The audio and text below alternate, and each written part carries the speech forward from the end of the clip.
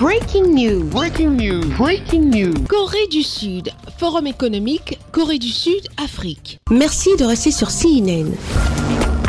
Breaking news. Breaking news.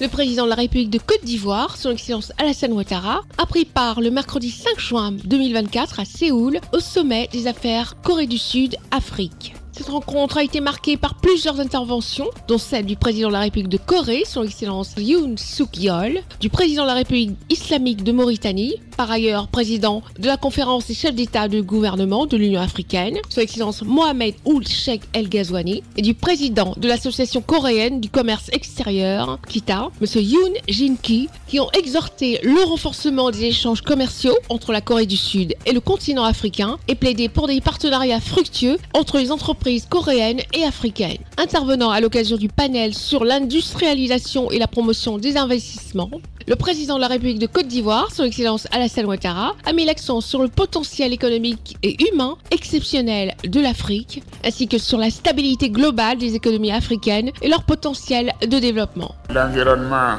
des affaires en Afrique, y compris le cadre juridique et les incitations fiscales et non fiscales, devrait susciter un engouement de la part des investisseurs publics et privés coréens. La Côte d'Ivoire, mon pays, est parmi les 10 premières économies du continent africain.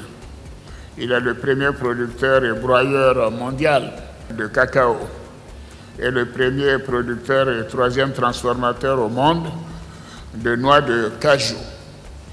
La Côte d'Ivoire enregistre l'un des taux de croissance économique les plus rapides et soutenus en Afrique subsaharienne depuis plus de 10 ans.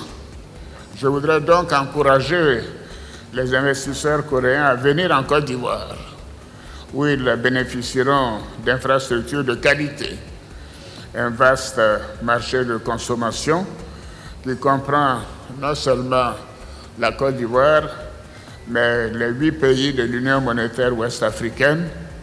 Cela représente 140 millions d'habitants, d'un environnement des affaires attractif et d'un climat socio-politique stable et apaisé. Les importantes annonces du président Yoon hier lors de son discours d'ouverture sont une source de réconfort.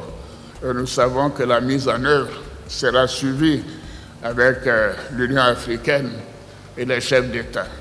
Donc je voudrais terminer en vous remerciant tous de votre aimable attention.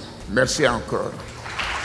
Il est à noter que le sommet Corée du Sud-Afrique s'est achevé par la signature du protocole d'entente du Comité économique Corée du Sud-Afrique. Merci d'être sur CNN, la télévision autrement. Les programmes se poursuivent. Retrouvez toute l'actualité afro-mondiale en ligne et en multidiffusion sur CNN, C-Web Info et plateformes digitales, Facebook, YouTube, Instagram et en simultané sur Radio Voltage 2.